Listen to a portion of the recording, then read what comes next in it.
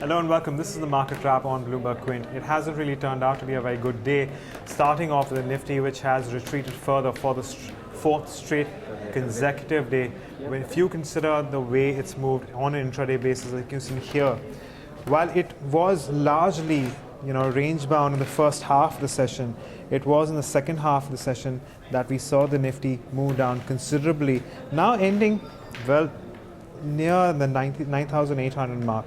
And it may be hard for a lot to believe out there that the Nifty was well above 10,100 just a few days ago, and we have seen a substantial correction since then. But let's take stock of what the technicals tell you. We have it with us, and we're in conversation with Adrian Mendonca of IIFL. He's a technical analyst there. Thank you for joining us, Adrian. We are looking at some worrying signs. What is your analysis telling us about the Nifty? Yes, as you said, this is for the first time in the past 6 weeks that the Nifty has corrected for 4 consecutive days. Now, this has not happened since the lows of the December. This is for the first time wherein you're seeing a lot of selling pressure, even in the broader indices. The mid caps and the small caps are seeing brutal selling pressure. Now, there are two important reasons why this is actually happening. First is global. As you all know, the nuke test that happened in North Korea is escalating the tensions between North Korea and US. Secondly, it's more of a domestic issue because of the SEBI clampdown on the 331 companies that the SEBI has got under a suspected act. So these two events are actually making things a lot more worse for the Nifty. August is turning out to be a little more difficult. July was one of the most amazing months in terms of returns, but August we're seeing a lot of selling pressure. Now, majorly, in my opinion, the mid caps and small caps will see a little more, selling pressure going forward. And the way this downward momentum is going on, Nifty, in my opinion, would be coming down another 100 to 150 points from here on. So 97 or 96.50 or so should be something where the Nifty would go and settle around those levels.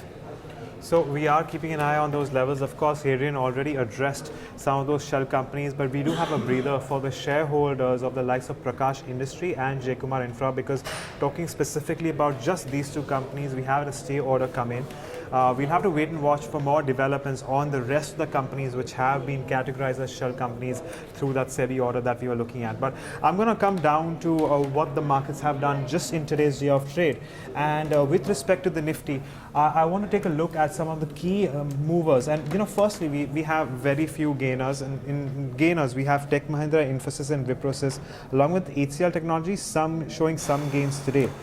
But on the losing end, it is Tata Motors and Dr. Reddy's, which have dragged the indices downwards. We saw a mixed earnings from Eicher Motors, but that is also extremely weak, followed by Bank of Baroda and Z Entertainment. A lot of heavy hits coming in here, and that's the reason why we are looking at a decline of as much as nearly 90 points in today's day of trade. Well, that said, what is your call on the Nifty Bank Index? Are you expecting it to move in tandem with the Nifty? Yeah, see, Nifty Bank and Nifty both, they work hand in glove. And if you see the Nifty Bank, as I had mentioned earlier, that the Nifty Bank would actually lead the rally for the overall markets. And this time, it's reversing, is that the Bank Nifty is leading the decline for the overall markets.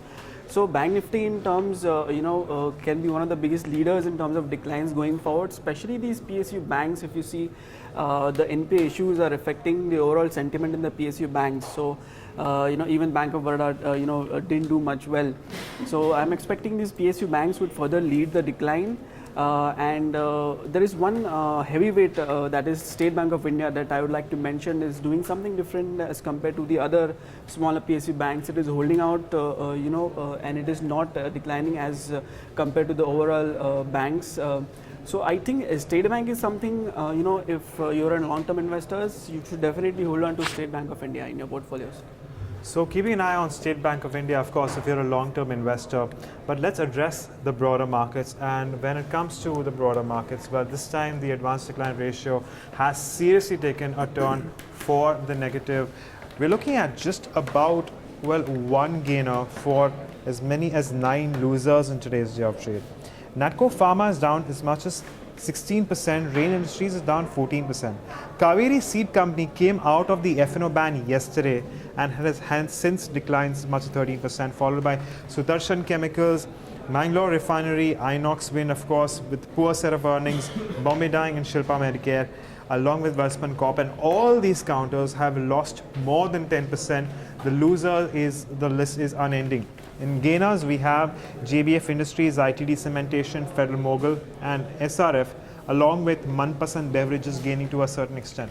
Interestingly, Britannia Industries also makes this list, and the reason why I say that is because Hadrian also has a call on Britannia Industries. Yeah, Britannia Industries is one of those heavyweight FMCG counters, along with ITC, which a long-term investor can bet on, especially in times when markets are actually seeing a lot of selling pressure. A safe bet like Britannia would actually try and mitigate the overall risk that an investor's portfolio is going through. So Britannia is something one can even go ahead and accumulate at these levels, because I feel this is one of the safer bets if you compare with all the other sectors. So Britannia is something that you can go ahead and even accumulate and hold on with a long-term perspective. Hadrian, again, there's one sector which has been bucking the trend in terms of losses. That is the metals pack, and that has been gaining to a certain extent, restricting the fall of the declines. What do you like in here? Yeah, metals has given a huge breakout, especially the metal index as a whole. The constituents of the metal index, Hindalco, Vedanta and Tata Steel, all these three are performing pretty well. The main reason is because along with the metal index, even these constituents have broken out from a multi-year accumulation pattern.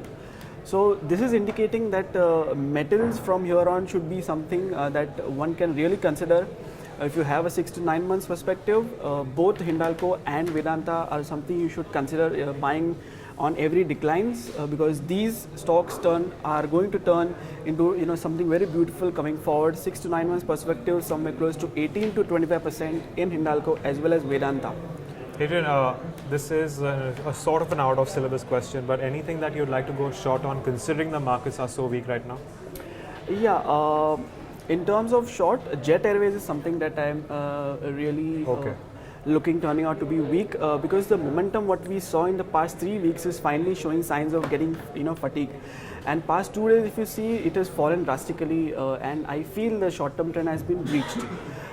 In my opinion, we have Jet Airways falling for another 5 to 6%. So anybody who would like to go on a short side, Jet Airways is something that you can consider shorting. Certainly, and Jet Airways has lost about as much as 8% even in today's day of trade. But with that, Hadrian, I'd like to thank you very much for your time. It was a pleasure speaking with you.